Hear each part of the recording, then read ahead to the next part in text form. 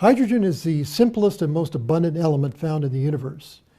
It is present on Earth as a biatomic form, H2, and it's present in a number of different environments here on Earth.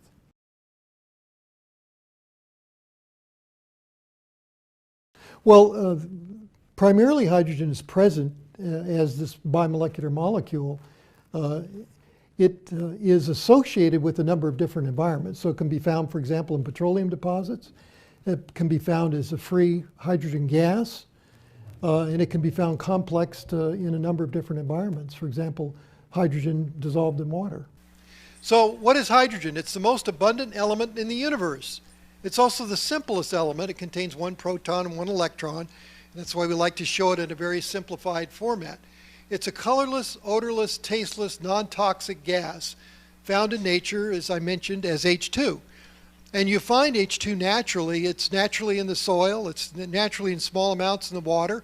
It's naturally, there's a very minute amount in the air that we breathe. But you can find higher amounts, for example, in oil wells or in deposits at the bottom of the sea that have trapped hydrogen. So it is available on our Earth as H2. So we know it as H2. Turns out it's a powerful antioxidant, but not too powerful. And this was one of the principal findings that was made in Japan by Professor Ota. He did an amazing study where he found that not only was hydrogen an antioxidant, that is, it was able to neutralize oxidative capacity in the cell, and I'll show you what that means in just a moment, but it was not too powerful because there's some very natural oxidants in our cells which are very important for signaling in the cell and for regulation of gene expression, so regulating our genes and so on.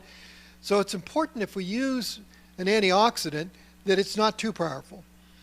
So it can neutralize or reduce very dangerous oxidants in our cells, and these dangerous oxidants account for a number of different problems, particularly in chronic illnesses. We have an excess of these produced in both acute and chronic illnesses. So it's something that we have to maintain control over in terms of maintaining control over our health.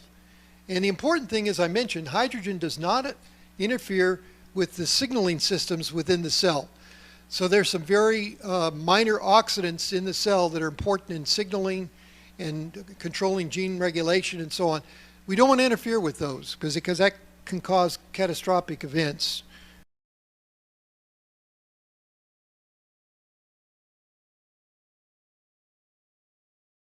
Well, we can take in hydrogen in a number of different ways. We can take it in as a gas, for example. We can take it in as a saline mix, or we can take it in as hydrogen-enriched water. Now, by far the simplest way to take in hydrogen is with hydrogen-enriched water, just by ingesting it, just by drinking.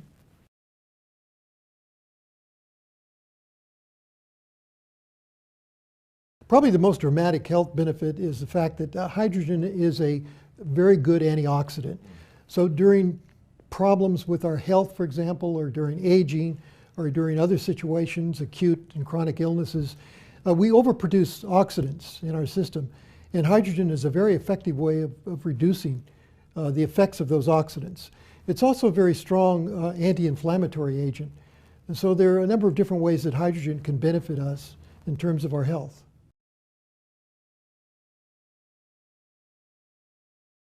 Oh, it's absolutely safe. You know, one of the exciting properties of hydrogen, particularly in hydrogen-enriched water, is that it is extremely safe. You know, hydrogen has been used for a long time, many, many years, in commercial diving, for example, where divers have been exposed to long periods of time to hydrogen, much higher concentrations than we actually see in hydrogen-enriched water. So its safety record is absolutely excellent. So hydrogen is extremely safe. You know, and this is one of the things that we can all say about hydrogen, is it is very, very, very, very, very, very, very safe. And in fact, before I went to college, I worked as a professional diver. And we actually used hydrogen in our gas mixtures for deep diving. And it's been used commercially in deep diving for many, many years, ever since the 1930s.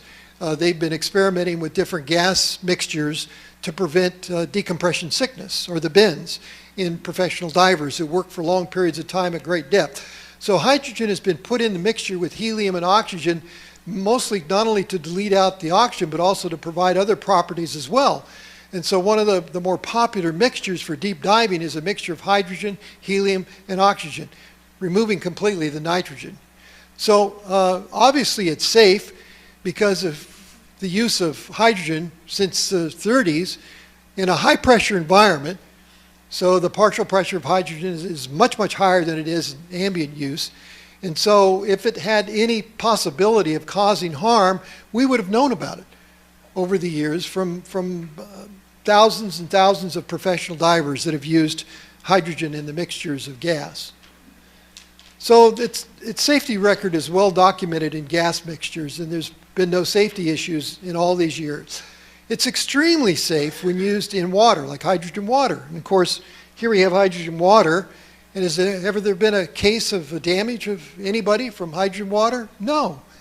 It's very, very safe. And I think that's another thing that you can brag about with hydrogen water. It is completely safe to use, completely safe to consume, and so on. Well, research into hydrogen has been ongoing for a number of years, but I think the most interesting discovery was made in Japan by Professor Ota in Tokyo, where they actually found that hydrogen was an excellent antioxidant. And from those studies on, we and other people have been investigating the role of hydrogen, not only as an antioxidant, but as an anti-inflammatory agent. Inflammation and autoimmunity. Now, one of the things that hydrogen could do is reduce inflammation. And so there are a number of diseases associated with it. I've just listed a few examples here. Inflammatory bowel diseases, inflammatory muscle diseases, arteriosclerosis, for example. The list goes on and on. But hydrogen can be useful in reducing inflammation. So as a general health property, it can reduce inflammation. And there's some other autoimmune diseases that have inflammation as an aspect of the disease, like rheumatoid arthritis, sarcoidosis, and so on, multiple sclerosis. All these are very debilitating diseases. And what we want to do is help provide healthy cells and tissues. And that's what hydrogen helps to do.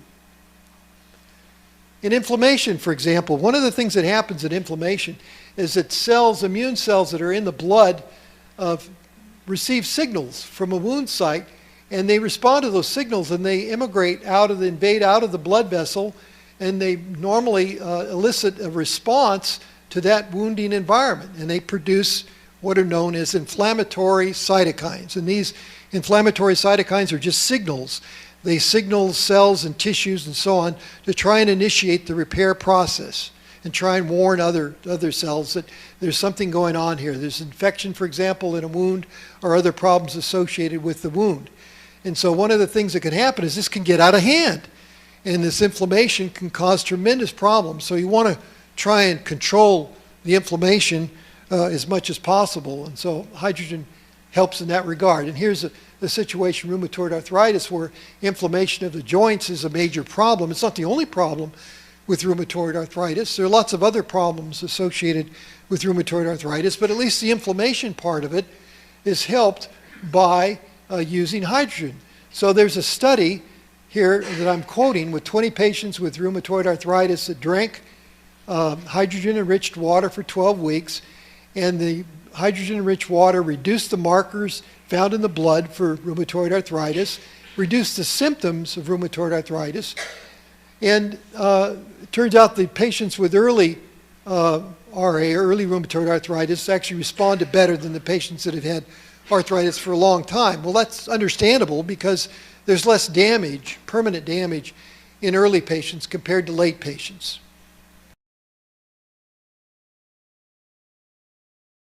You know, hydrogen has this very natural property where it can dissolve into and move across cell membranes.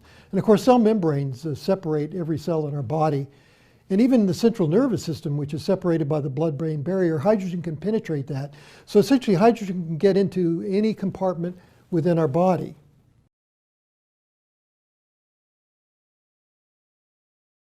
Well, it's true. I mean, the cell membranes, for example, is that's one of my important topics that we developed in the early 70s. But I must say that hydrogen is a very, very interesting molecule in terms of its ability to penetrate not only into cells, but into the organelles inside cells and passing through various membranes. And therefore, it can virtually go everywhere in your body. And I think that's important for its health benefits.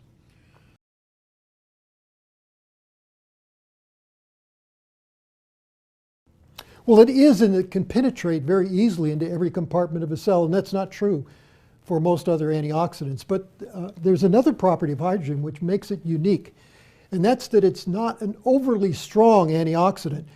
Some antioxidants are so strong that they suppress all oxidants within a cell, and I'm telling you that that is not good, because some minor oxidants are very important in terms of cell signaling and gene regulation, and so we don't want to affect those processes in our cells. And so hydrogen doesn't affect those processes. It really goes after the most bad or strongest oxidants in the cell and inhibits those. Now, how does hydrogen get inside cells? Well, hydrogen has this very unique property that other antioxidants don't have.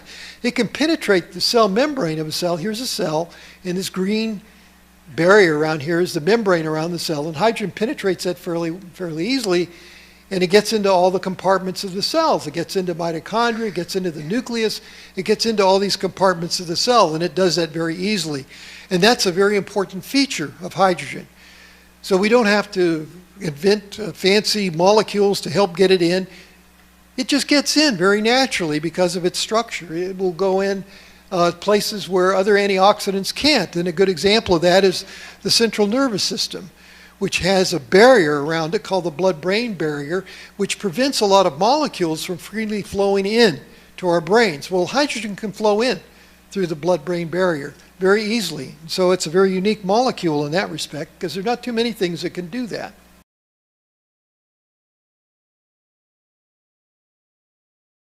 Our tap water contained a variety of different chemicals, for example. It contained chlorine and a number of other components. So there is some concern about it, and I think this is where hydrogen-enriched water could be very helpful.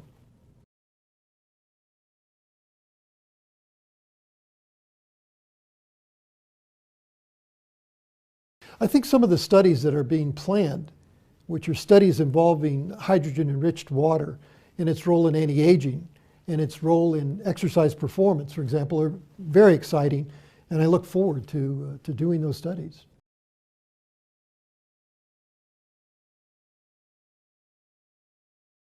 Well, we're very interested to see if hydrogen water can actually enhance an individual's performance, but also we want to see if it enhances or increases their ability to recover from exercise. And this is very important because recovery involves the repair process of cells. And hydrogen-enriched water may actually be very useful in that repair process. And I just want to mention a little bit about hydrogen and exercise in sports medicine. And this is kind of a complicated slide that we have to replace this. It's a little too complicated. But what happens when you over-exercise, for example, and you feel tired and run down? There's an excess of the ROS molecules, reactive oxygen species. This occurs when you overdo your exercising. And also, you have to build up your antioxidant defenses, because this is something, when you're training, you have to have a high level of the antioxidant defenses. And here's where hydrogen can help you do this. So there's a couple of, this is one of my last slides, a couple of studies that show this. For example, one was a placebo-controlled double-blind trial using healthy male athletes who drank hydrogen-enriched water post-exercise. So they exercised and they drank hydrogen-rich water. And what they found is that when they did this, they had less problems with cramping. They had less lactate produced. So lactic acid, for example, is one of the things that builds up when you exercise. And the hydrogen actually reduced that, and because they had lower exercise acidosis, which is a buildup of lactic acid. So they had less oxidative stress, for example, and that's very important. And there was another placebo-controlled trial using injured male athletes who took hydrogen, in this case hydrogen tablets. And what they found was that they had faster return from their injuries if they took hydrogen, for example. So it's actually important in helping repair after injury occurs.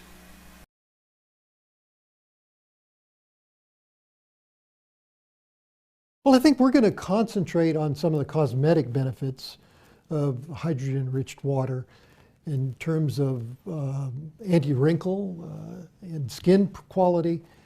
And that's one area that we're very interested in. But there's some other anti-aging effects as well. And we'll have to go into those in more detail later. Now let's talk a little bit about skin and aging, because as we age, we all know that our skin gets damaged. And it's mainly because of the radiation that on the skin, and also the other things that can do that are chemicals that, in the water and everything that you treat your skin with, in the air, for example, from smog and other things.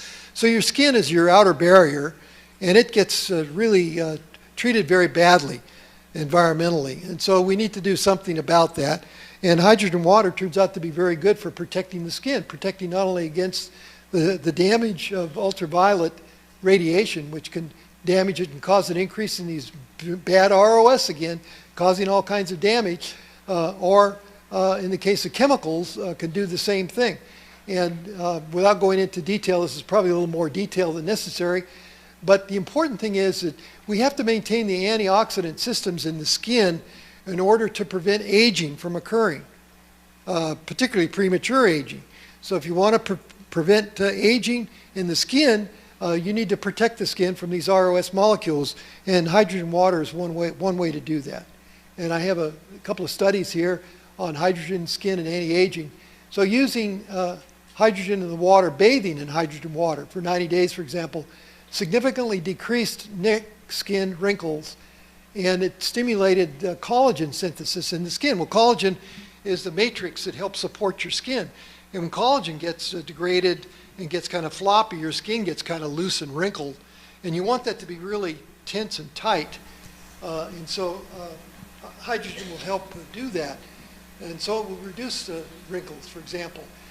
Drinking hydrogen water shows, in this particular study, a significant decrease in oxidative damage and oxidative enzymes that damage. So this is an important procedure for anti-aging. I'm just about done.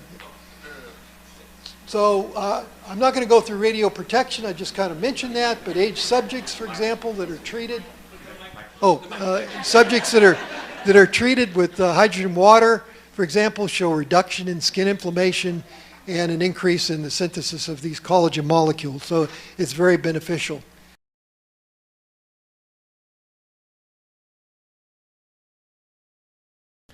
Our hydrogen-enriched water comes from Japan. They're the only manufacturers of hydrogen-enriched water that are suitable for our studies.